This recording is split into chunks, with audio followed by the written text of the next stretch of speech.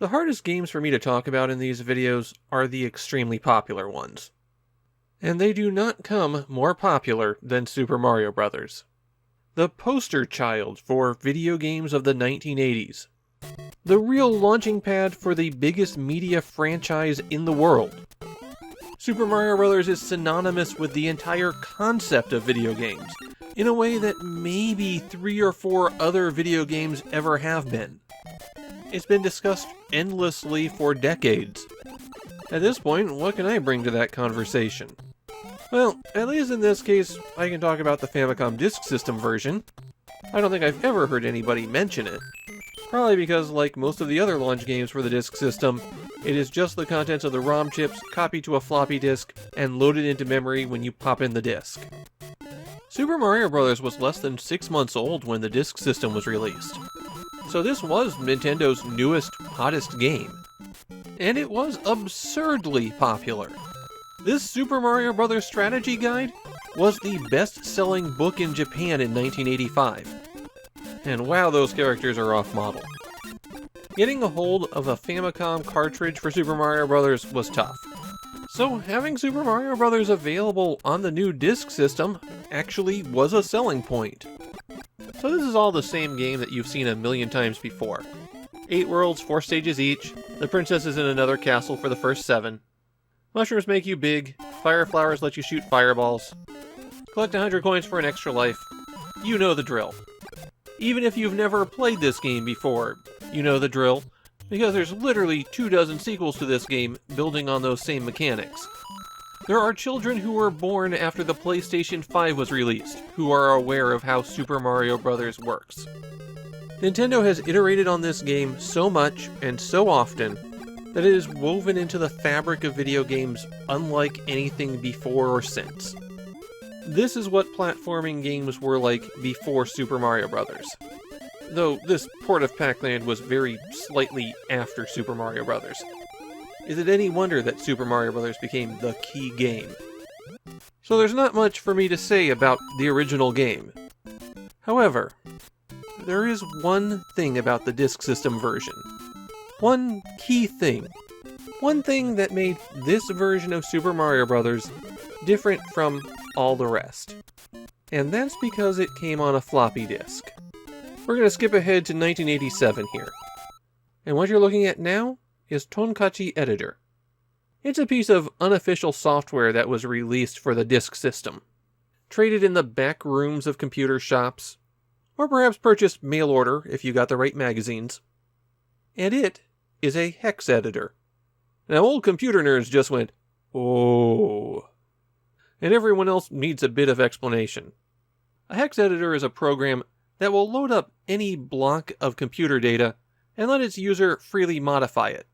It's hex because usually you're looking at hexadecimal numbers, 2 digits making up each byte. With a hex editor, you can modify any program or data that you want. It might just take you a little while because you're working with the raw numbers. With the release of Tonkatchi Editor, users could write their own Famicom Disk System software, or, if they already had a copy of a game, they could modify it any way they like. Now, Tonkatchi Editor is a pain in the butt to use. I don't even think it was worth my effort to try to get it onto a floppy disk and copy it over. Also, by 1987, Nintendo had introduced a better kind of copy protection for disk systems, and so you might have to modify your console to use it. However, Tonkatchi Editor came with another option. If you sat through this text scroll that we've been watching as I've explained it, at the end, you could put in your Super Mario Bros. Floppy disk. And if the right protections were disabled, then it would modify your Super Mario Bros. Disk for you. The resulting game didn't change the title screen. They were still figuring everything out here. So as time went on, it just became known as Tonkatchi Mario. The very first Super Mario Bros. Hack. Now, it's not the first video game hack, not by a long shot. Hobbyists were doing weird things with Atari VCS cartridges. But it's still enormously significant. The creators didn't just make more Super Mario Bros. Levels. They broke the game. They made it do all sorts of crazy things, and put those into levels that were designed to brutalize players. It is Super Mario Bros. For people who have scraped every ounce out of those original 2 games and wanted to take things even further. The very first structure you encounter in Tonkatchi Mario tells you what you're dealing with. An enclosed box with a turtle walking back and forth, and a 1-up that will never fall. The trick to it is that you have to hit a brick that has both the turtle shell and the 1-up mushroom on it. The frozen turtle stays above, and the 1-up mushroom falls through to you. That's the level of Mario that we're dealing with here. There's not much else in 1-1, not even a power-up.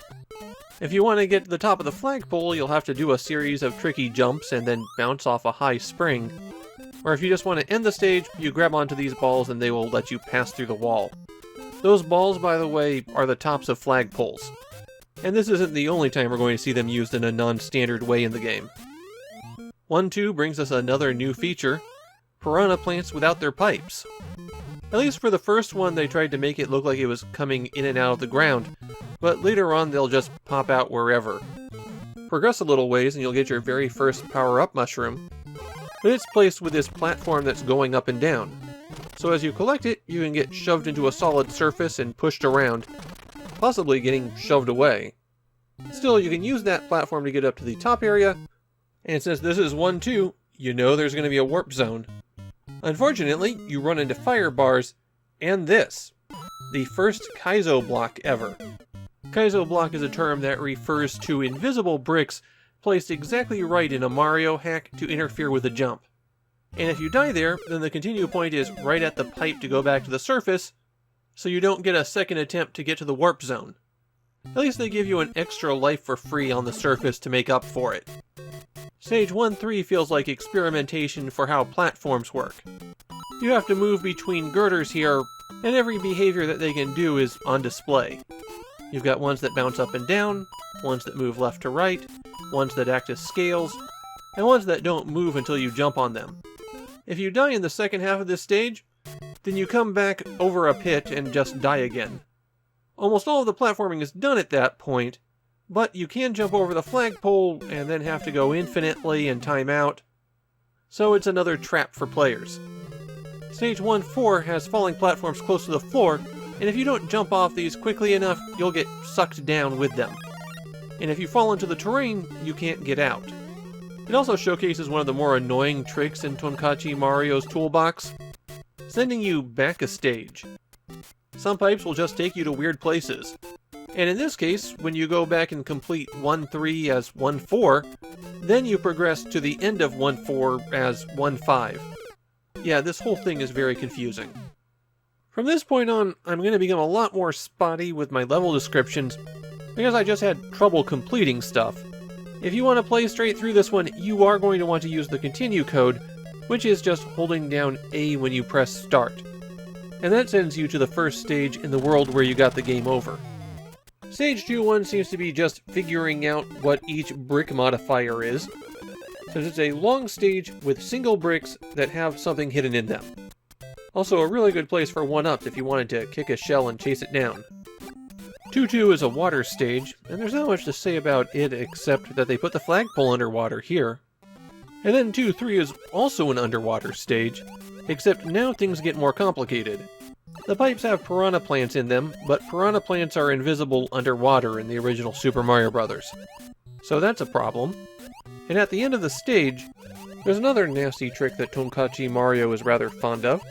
If you enter the pipe immediately, you go back to the beginning. But if you manage to advance the screen far enough, then you'll cause things to move past a trigger point, which changes the destination of that pipe. And that takes you to a version of the stage that you just played, where all the water has been drained away. It's a bit clunky visually, but it's pretty creative. That's as far as I got in World 2, so let's take a warp zone over to World 3, where I only did World 3-1. Look, it's a difficult hack.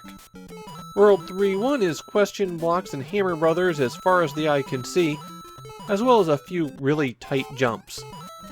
Now World 4, on the other hand, I actually beat. 4-1 is positively normal for this hack, though there is a platform in the floor that can slide you around at inopportune moments.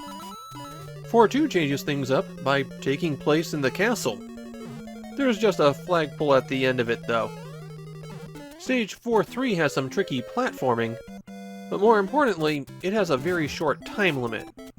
From this point on, Tonkatchi Mario tends to greatly reduce the amount of time you have for each stage. 4-4 is just the standard 4-4 from the original game, except they remove some of the bricks, so now you have to make a difficult jump in order to navigate the maze. Stage 5-1 has a lot of bullet bills, and pipes that loop back to the beginning. There's also a giant hole that you can't jump over. All of World 5 keeps sending you back here, and it's another situation where you have to advance the screen far enough to make the pipe's destination change. 5-2 does have this really tricky bullet jump. You don't bounce off enemies the same way in Super Mario Bros. 1 as you do in later games, so you have to hit these just right. It's also where I encountered the spontaneous fire flowers that appear in some locations that kill you if you try to collect them. And 5-3 is another 5-1 loop, so that's as far as I got in the game. Jumping back to the original, unmodified Super Mario Bros., it's Super Mario Bros. You know it, you love it, you just have to wait 30 seconds for it to load from floppy. But Tonkatchi Mario is something special, something that we've lost a lot of. It's a unique relic. Someone trying to reverse engineer Super Mario Bros. Levels from just the ones and zeros. Is it weird and janky and buggy and nothing really quite works right? Yeah, absolutely. It's also the first time anybody had done this with Super Mario Bros.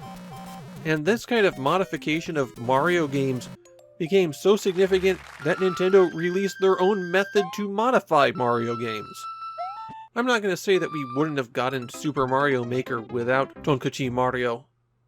In fact, I'm pretty sure that people would try their hand at modifying Mario games one way or the other. But somebody had to be the trailblazer, and that's the real legacy of the Super Mario Bros. Famicom Disk System version.